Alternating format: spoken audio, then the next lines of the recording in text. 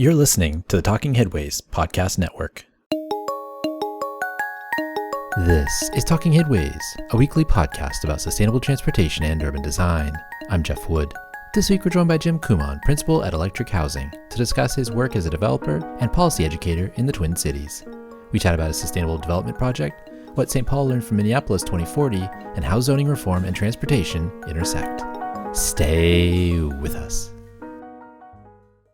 Today's podcast is brought to you by our super generous Patreon supporters. Thanks infinitely to all the transit planners, bus drivers, advocates, and friends that support the show. To join this merry gang of zoning misfits and transit lovers, go to patreon.com/theoverheadwire.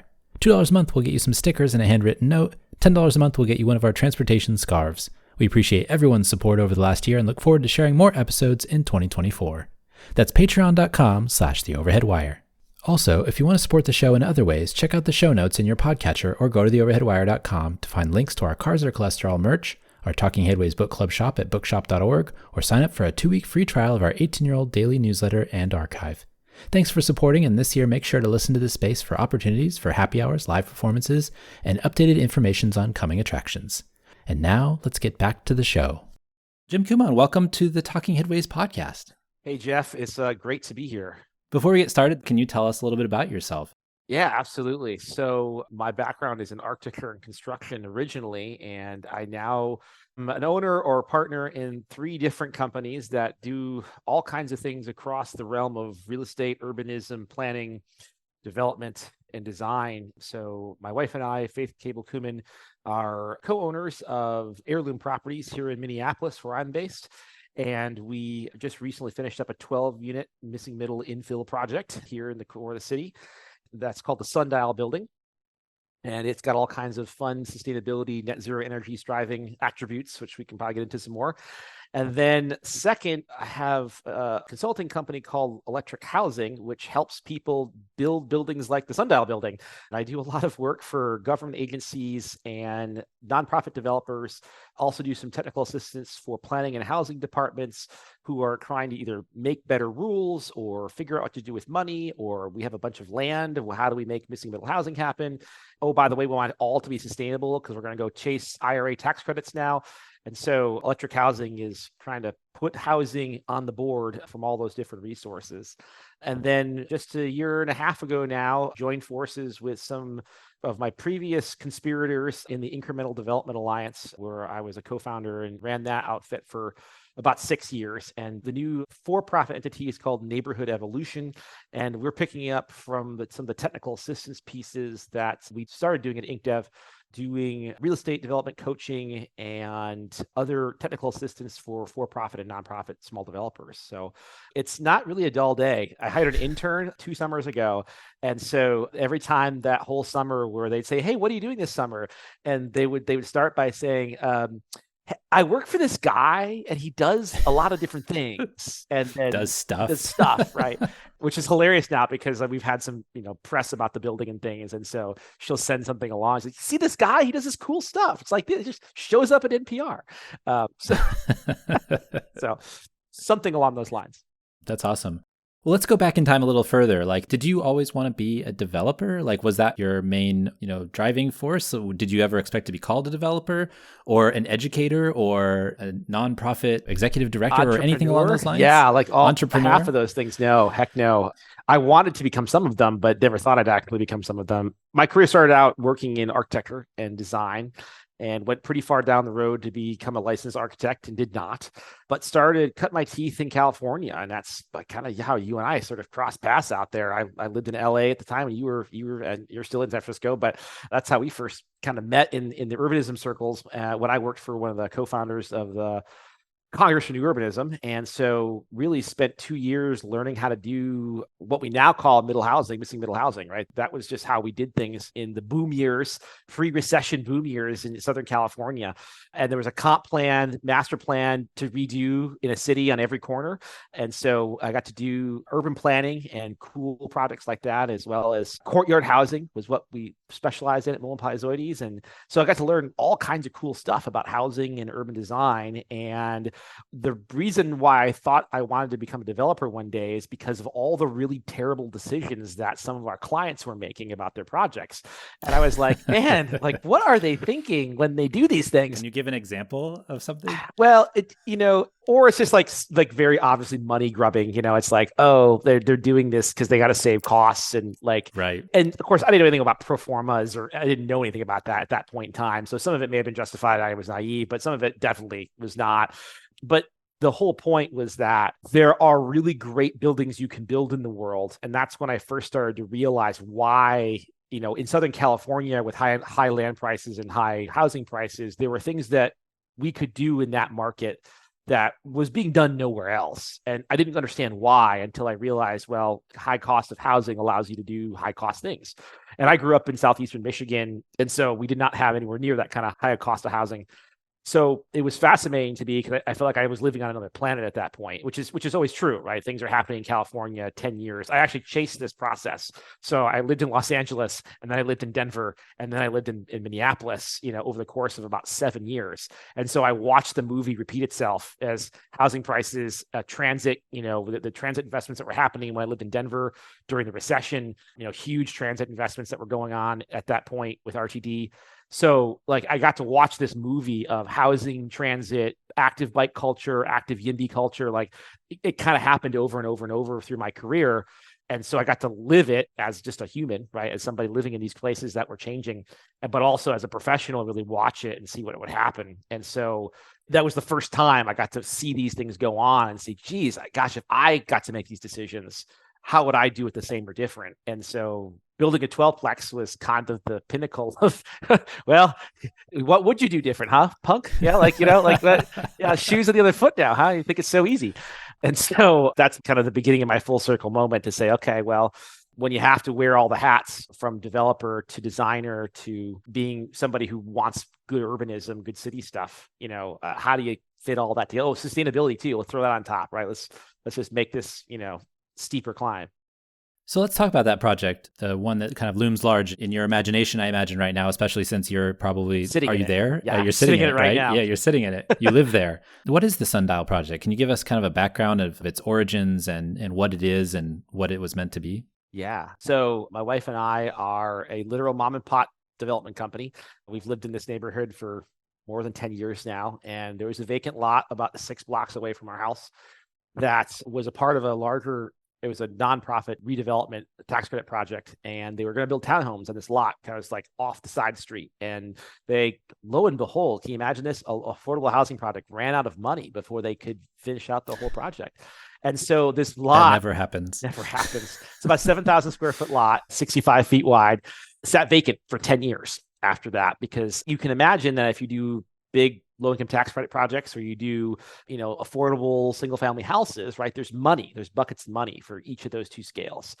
But there was no scale of money for affordable housing folks to build 6, 10, 12 units. And that's one of the reasons why it just sat there, is because it was owned by an affordable housing developer.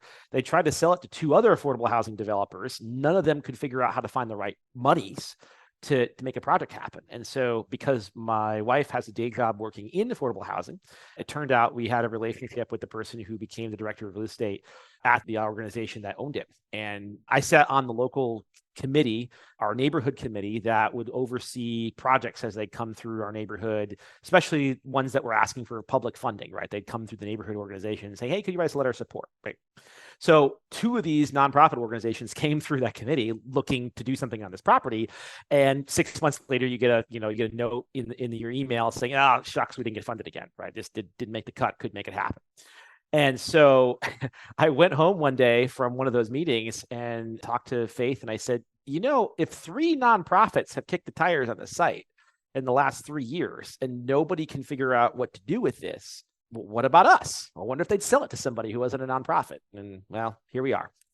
So that's how it got started. But this is the ethos. Like we really believe in, and this is part of the Inc. Dev as well as the neighborhood evolution approach, right? Is to be present in your place, be working in an area, and to be engaged in it. And so we are that unusual developer developing in their own neighborhood.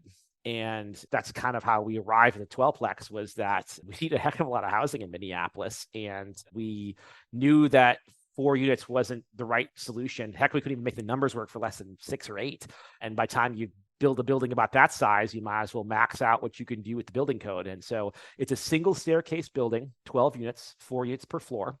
And this was before everybody was talking about, this is the latest hot thing going on now. There's legislatures all over the country trying to figure out how to do what Seattle has done and make taller single staircase buildings.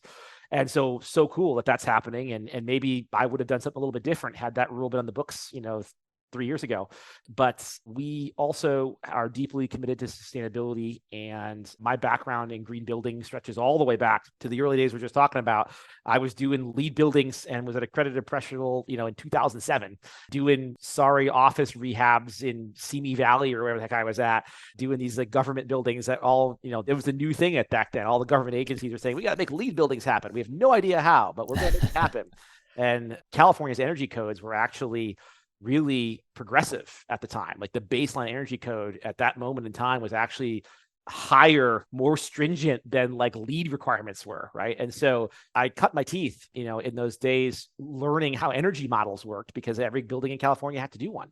And that wasn't true of hardly any place else in the country at the time. So I kind of merged, it was a slow build of all these different things I got to do in my career up to this point, learning how to do energy models, learning how to do green building, starting Inc. Dev with some really knowledgeable folks who I learned real estate from, and then trying to put it all together for myself. So that's kind of what turned into Sundial. We have, I'll rattle off the rest of the nutrition facts. It was a long intro, but the rest of the nutrition facts are, it's a 13,000 square foot building, and it has 33 kW of solar all over the place, every last square inch of roof.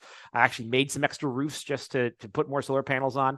It's an all electric building, which is a big to-do here in Minnesota, cold weather climate, because people are not aware that technology has changed in the last 5 to 7 years. And you can get an air source heat pump to be a mini split to heat and cool your 600 square foot, 500 square foot apartment.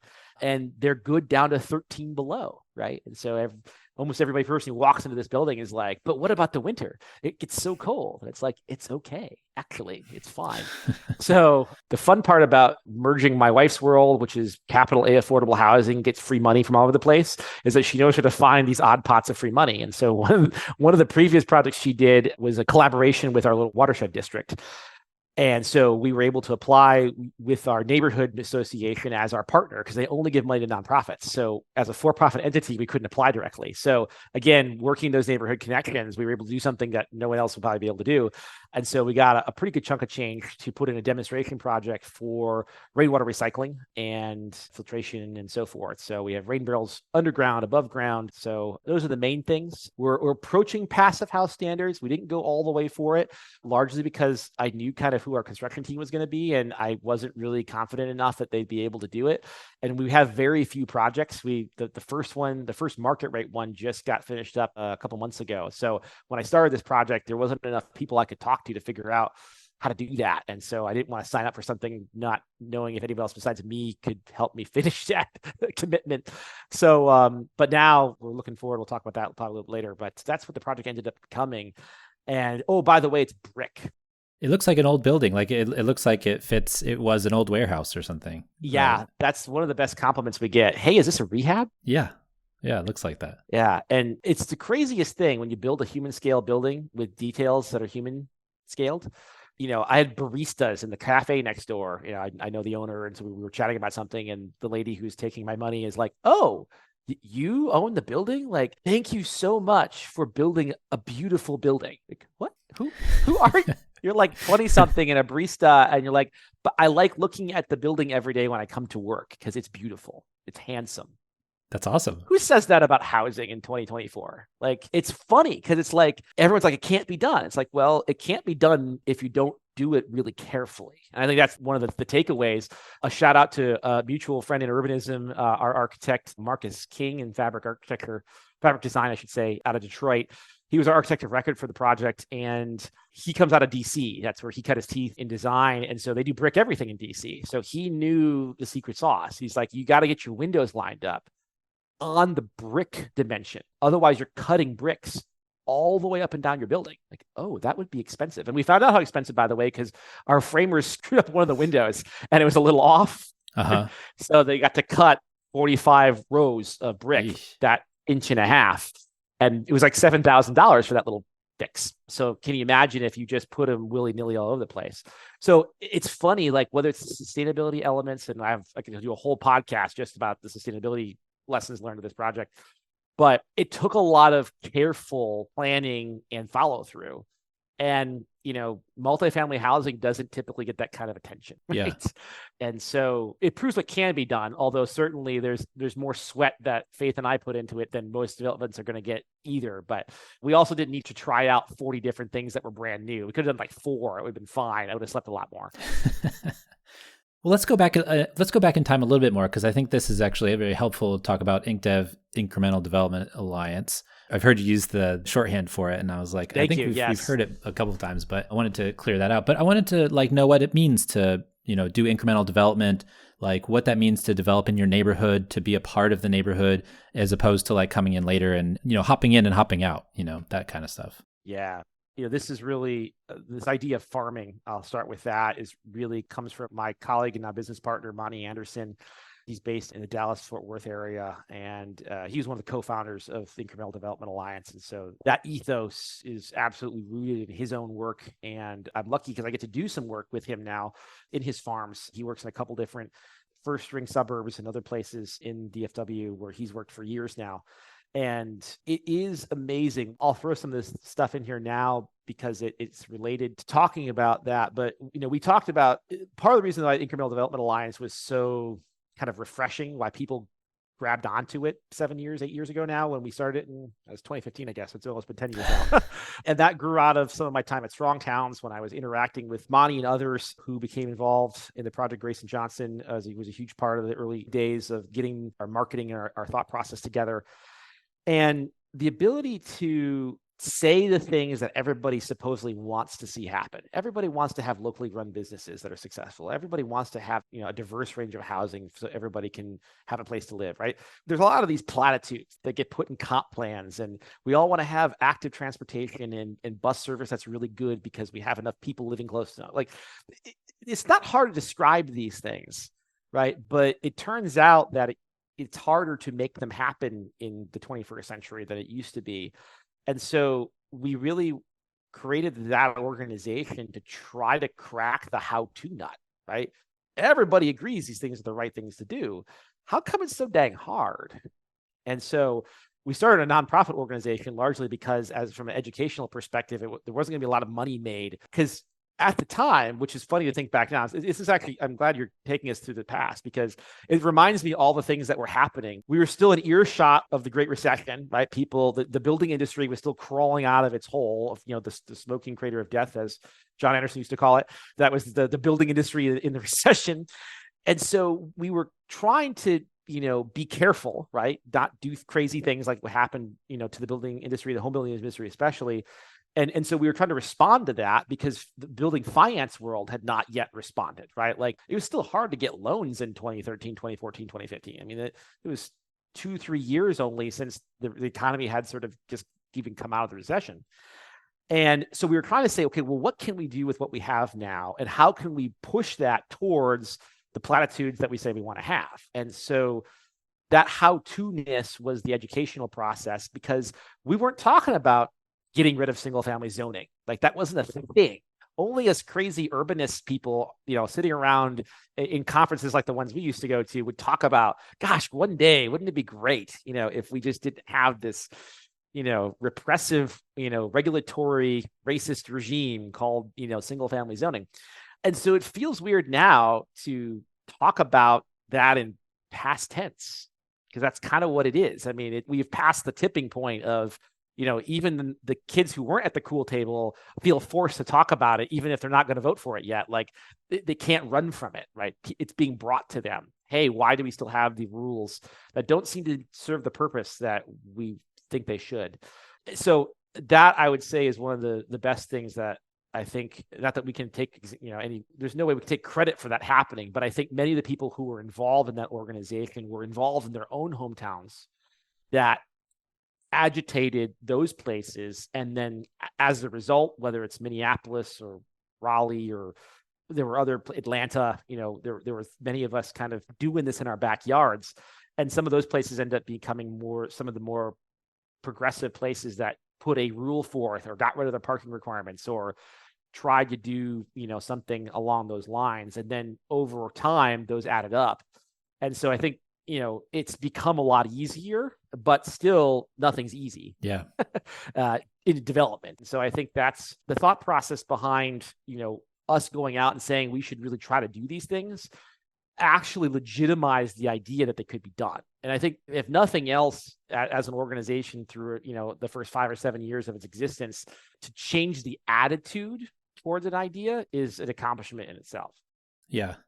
There's also, I'm also curious in your thoughts on kind of the Minneapolis 2040 process as well. I mean, you're there and it's happening at the same time as you're thinking about these developments and things like that. So like, what's the parallel kind of lives that you lived when they were going through that, and how were you involved? The first step, the very, very first baby step towards that eventual goal, Lisa Bender was the linchpin politically as a council member, later council president. At the time, we had a strong city council, which meant the city council president, in some ways, legislatively, has more power than the mayor. At that point in time, it was really true. That's shifted because of a change we had to our city charter. But she sat on the planning commission, right, as a first-term councilwoman who is, oh, by the way, a trained urban planner and worked in your town in San Francisco for a number of years. And came back to her native Minnesota, and my wife got to know her as they were co-founders of the Bicycle Coalition, later turned the Biking Walking Coalition. And so in our younger days, in our 20s, right, this is what we did with our free time before we had kids. We, agitated for some change. And getting behind that campaign to get her into, City Hall was the first step. And the first policy piece was trying to get an accessory dwelling unit ordinance passed. And that was 2014. And so, baby steps, trying to work towards that. So it was 2017, 2018, even before the early stages of the plan. It was a 2-year process to do Minneapolis 2040, the comprehensive plan change. And that's kind of when those fights were happening, right? But you got to remember that like all these things happened. I always like to bring this up. People want to talk about all the details of the planning, right? It's like, no, that never happens. It never sees the light of day unless you get champions elected to office. Just doesn't, there's no way that happens. And it doesn't happen that quickly, even though it wasn't quick. And so the major thing that was interesting that happened was there was a particular event that happened, sort of a social political event that happened in Minneapolis, which could have its own podcast. But in a sense, that political event launched the career of 3 or 4 other council members who Lisa Bender showed up at this event that was kind of politically charged and supported some people who were making a case about something that was happening in our city. And 2 or 3 of the people who were involved in that endeavor ended up on city council the next cycle. And those were the votes that cast the majority to pass that plan. And so, it was a process, right, to get to the point where we could even talk about, hey, should we have 3 units on a lot or 4 units on a lot, right? But it didn't matter what we thought about that policy if we didn't have the majority votes to cast in support of it. And it was 4 or 5 years of political organizing and 2 election cycles before Lisa Bender became city council president and could, govern a majority to push that through. And I bring this up because that majority went out of favor and then has slowly kind of just by the skin of its teeth come back into the majority again.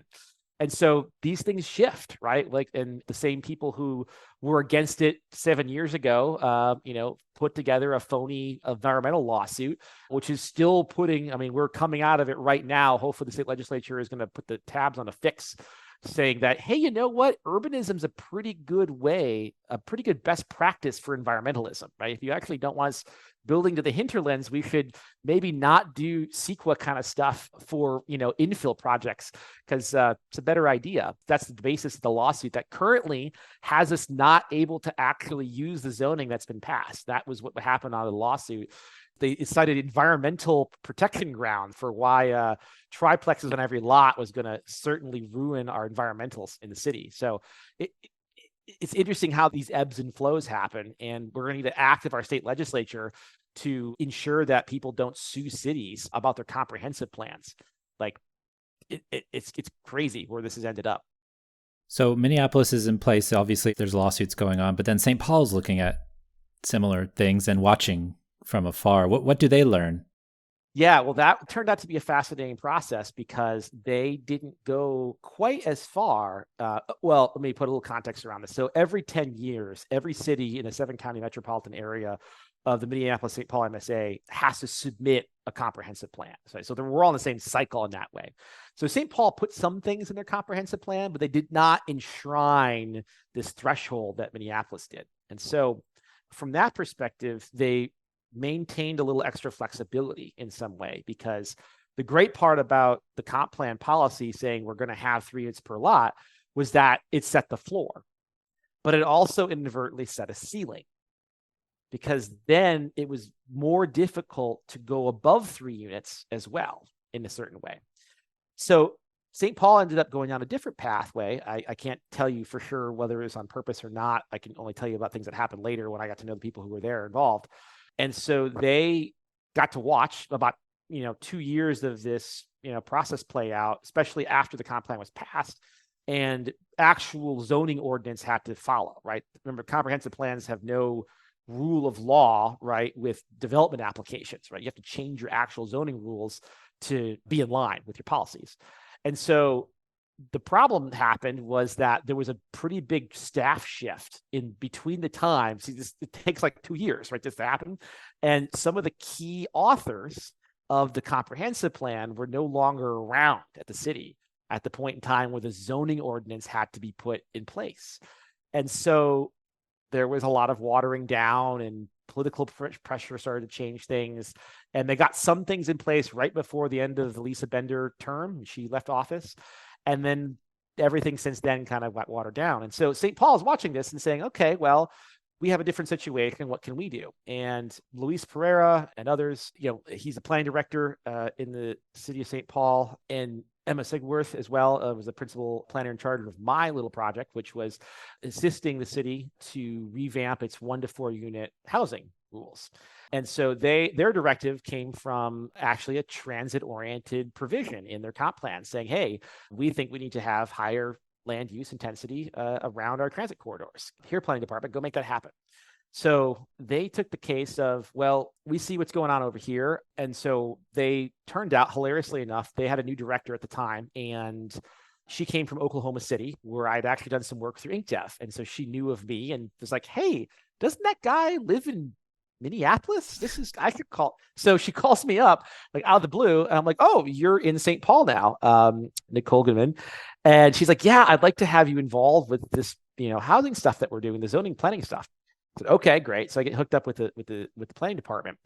And so that was interesting, because what she wanted to do, what she was trying to bring to the table, was this idea that I had been putting out through technical assistance projects that we've been doing at Incremental Development Alliance, which was actually taking a pro forma based approach, right? Let's not just talk about what number we want to pick out of a hat to put on a lot.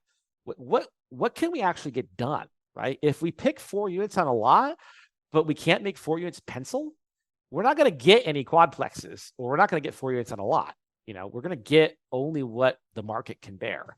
And so that was the interesting outtake from, Minneapolis having zoning rules in place for 2 years, was that we had like 15 duplexes and triplexes, that were built, right, or permitted, right?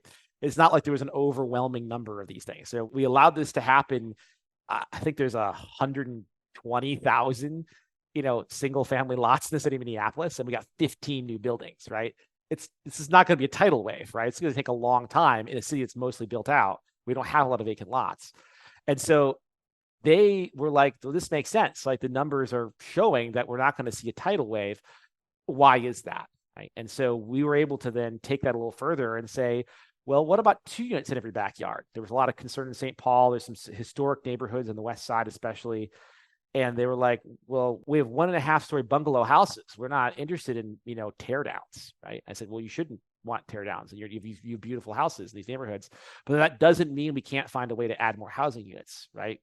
And so that's, to me, some of the lessons learned from all of this is trying to make sure that we're less focused on a single thing, right? We got really hung up in Minneapolis. The narrative got hung up, at least, like triplexes.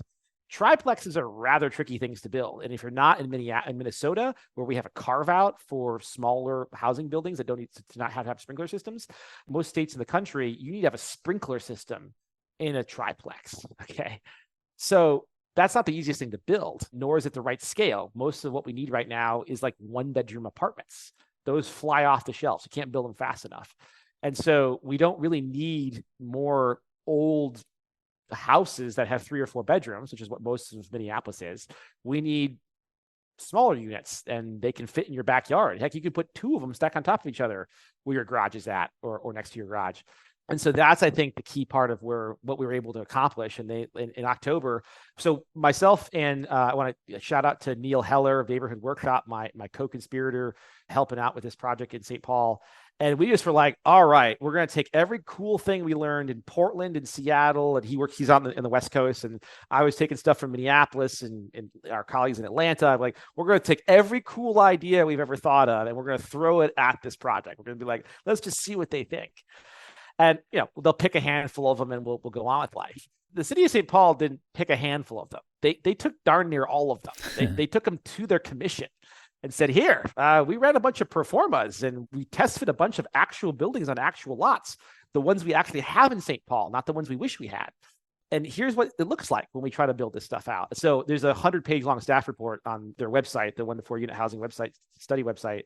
And in there is some diagrams that we drew in SketchUp. And we said, here, this is actually what it would look like. And so we did all these different permutations, trying to do infill and backyards and adding on to, houses that maybe are on big lots, or all these different things to try to make that couple extra units happen however it could fit into our existing built environment. And they found a way to code most of them into possibility. And I thought that was it was a dream to actually find a city who would think that carefully about how infill really works, right? And not this sort of argument about, a building coming in and being plopped down, that's out of size or character with a neighborhood. So it was awesome. And my hat's off to them that it was a 7-0 vote. Like it was amazing to watch it, because I kept waiting for the shoe to drop. I'm like, there's no way. I mean, we still had, a lot of derision here in Minneapolis, even after we had the comp plan passed, about these type of issues. And they got a 7-0 vote, with policies that went far and beyond what we ended up having here on the ground right now in Minneapolis. So again, it's always it's a little politics. It's a little about having good rules. It's a little bit about having staff who were just fearless. My hat's off to them for taking a chance, right? Especially after watching what happened across the river. Yeah. They could have been at the end of those pitchforks too. And they found a way to communicate the ideas that were just practical, because to us, it's data, right? It's just like, look, this is what it is. And so to be able to translate that through bureaucratic channels to a 15-member planning commission, 7 or 9-member city council, that's a doing. And so anybody who's out there listening, who's working in planning, please reach out to them on their approach to the work. And so now you have, the Minnesota legislative session is almost finished. So I'm going through these kind of geographies here. Yeah. And I'm curious what you've been following there. And I know that the missing middle bill was just kind of, pushed back a little bit. But I'm wondering what's going on at the state after all of this stuff has happened in Minneapolis, St. Paul, and other places. Yeah. Wow. I spent about 3 weeks at the Capitol in March. It was... It got pretty interesting there for a bit as this was introduced, and I ended up being invited in by some of the cities who knew me.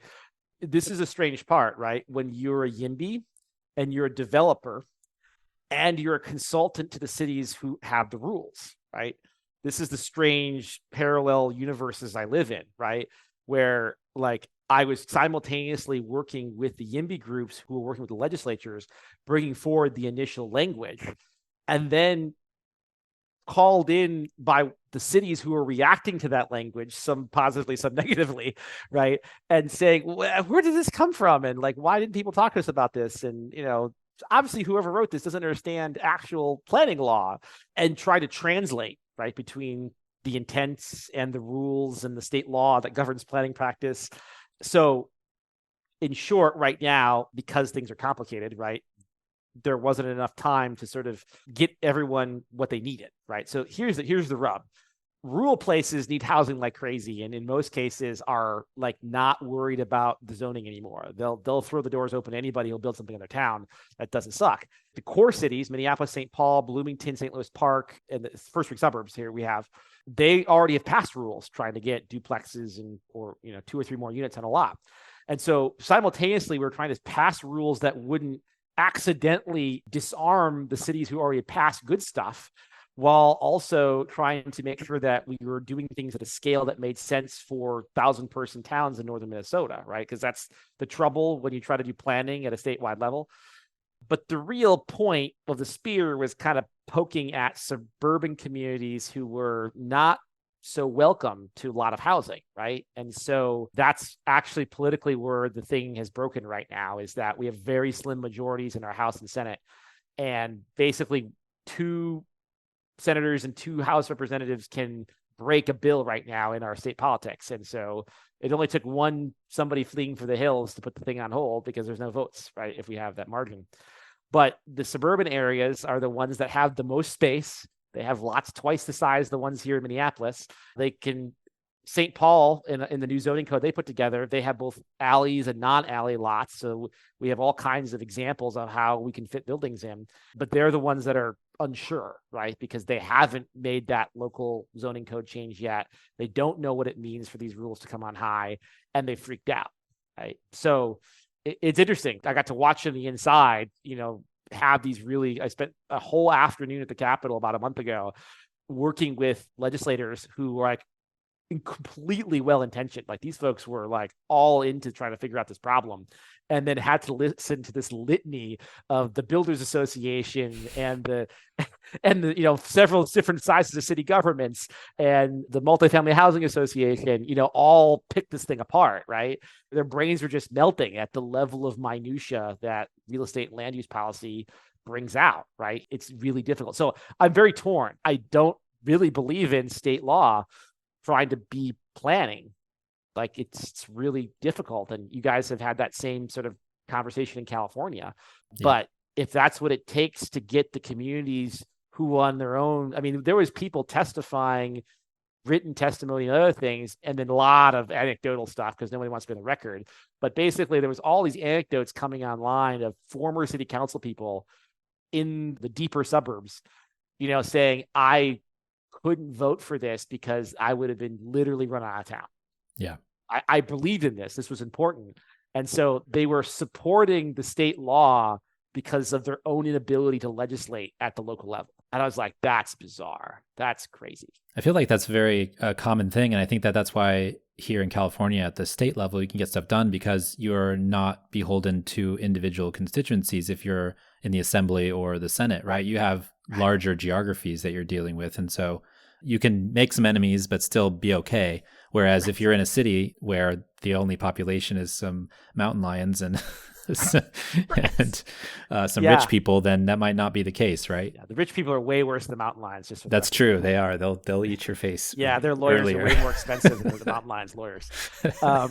And that was actually where the worst stories were coming from, by the way, the pricier enclaves, right? Where there was another set of legislation that wasn't middle housing legislation, but was just like trying to open up more land to be eligible for multifamily housing. And that one's still moving forward, thank goodness. But boy, like they just brought out the sob stories of affordable housing projects and that were sabotaged by local land use law and death by planning commission. Yeah. The worst ones were the projects that started as market rate projects, and then something happened, and then they reformulated the project as an affordable housing project and went from approval to denial. Oh wow. Yeah, just gone, huh? Yeah, wild stuff. And you're just like, it sounds like something out of The Onion, right? It's like, switch, one word in a sentence, and all of a sudden you go from everyone's happy with you to everyone's flaming mad. And that's exactly what happened in these stories. And these are like nonprofit developers too. It's like no one's going to make a dime off of these projects, and yet, just the hate. Just literally, I don't know how to describe that when you single out people based on where they're trying to just have a place to live. But that's the worst of those stories were coming in the places that had plenty of money to go around to try to fight that. So it does need to have a solution at a level above local government if that's, what you're going to hear. And it wasn't a one-off scenario. So I haven't been involved in state level politics really in Minnesota, and it was pretty wild to be thrown into the back end of the actual, nuts and bolts of, the committee hearings are just like for show, right? If you have a majority, you're going to get passed through. But to be in these sort of, behind the scenes meetings that we're trying to legitimately grind through paragraph by paragraph, how do we make this a better bill?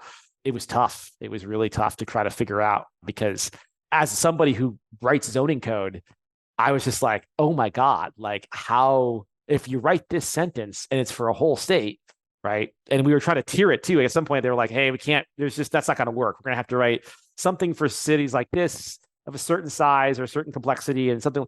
And then, but then there's like, well, but you're asking us to do more and we're already doing more. Like there's all this equity, fairness stuff going. So it's like, there was all these different aspects to it. And so I was like, this is going to take more than 3 months to work out, we need to have a whole year-long dialogue, to maybe come back. So I think there's a chance it'll keep going in the next session. We only have part-time legislature, so we close up shop here by Memorial Day in Minnesota. So it'll go on the burner, and lots of behind-the-scenes conversations will happen this fall, and we'll see if it comes back in January in the next session. But it put me at the actual crosshairs of a theoretical conversation. Like people have been talking ever since, the California bill started coming around about, what does it mean to have local control? And then you have to really take sides. You have to really see what's the lesser of two evils. Mm-hmm, mm-hmm. And this is just development, right? I mean, this is just, code for allowing the building of buildings. And right.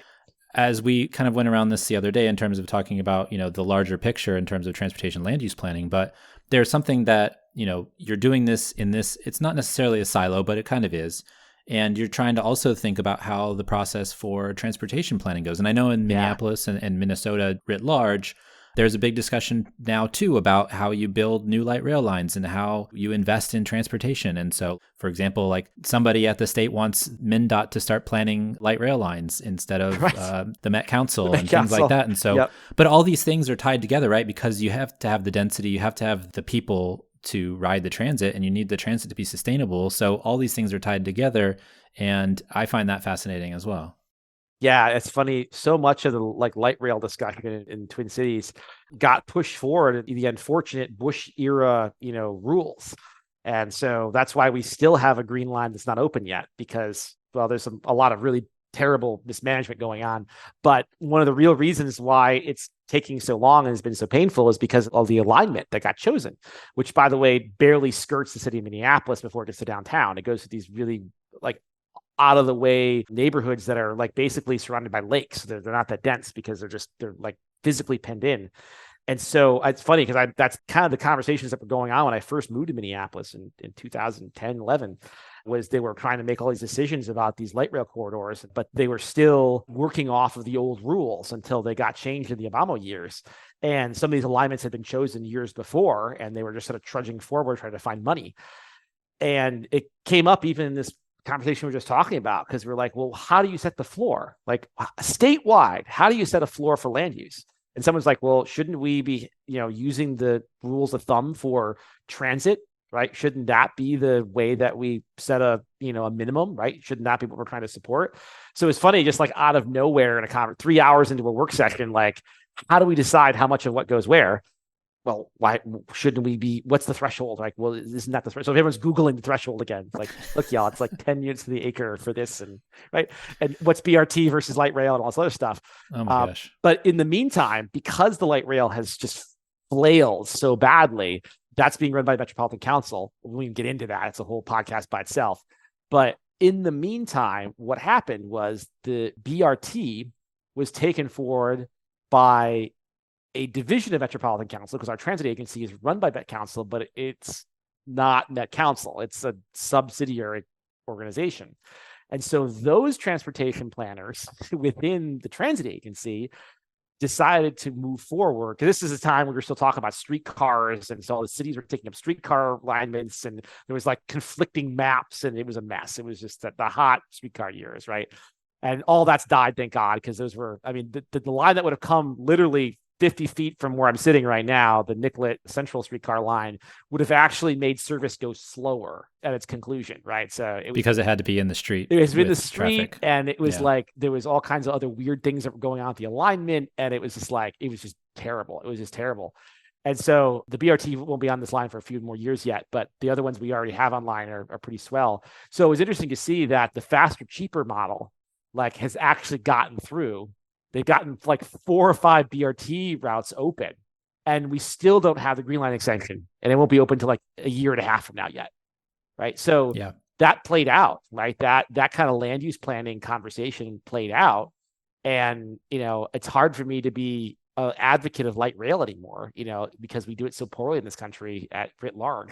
That in the meantime, we got a whole bike lane network in Minneapolis, as well as a couple of good BRT lines and a few more in the future. Like they only have so much money, but they're like 100% efficiency, right? They plan it, they get the money, they do it. They plan it, they get the money, they do it. And like they just keep putting another one online.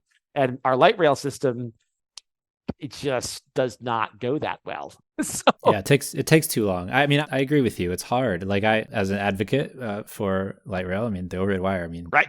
What else am I doing? But it's tough. I mean, I was a early streetcar evangelist too, and then you found out how poorly they ran in certain areas and how they didn't work for folks because they wouldn't go fast enough. And now it's just I'm trying to figure out how you can get it done faster and cheaper too, because I keep on bringing this up, and the people in Austin make me so mad, but they built a whole, subway in Milan for 14 miles or 14 kilometers or whatever. There's the same distance as what they're going to spend $7-8 billion on for, a couple, less light rail surface level. So it's just like frustrating to see that happen where, in other places that they can get stuff done. And there's a whole thing you can go to, if you want to, we talked about that on the show before.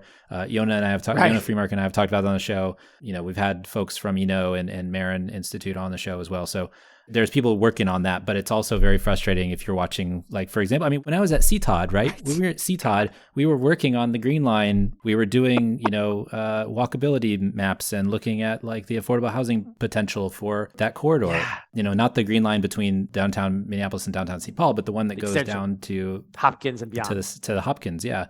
And so, I mean, I haven't been there for 10 years, right? And the rail's in. And so that's a long time. The rail's in, but it still won't be operational for more than a year, right? It's crazy. It's crazy. It's too long. Thanks for joining us. The Talking Headways podcast is a project of The Overhead Wire and appears first at Streetsblog USA. Thanks to our generous Patreon supporters for supporting this show and Mondays at The Overhead Wire. You can support the show by going to patreon.com/theoverheadwire. Sign up for our 18-year-old daily newsletter by visiting theoverheadwire.com or check the show notes for other cool merch and opportunities to connect. Follow along using your podcatcher of choice, but if you can't find it there, you can always find the show at its original home, usa.streetsblog.org. We'll see you next time at Talking Headways.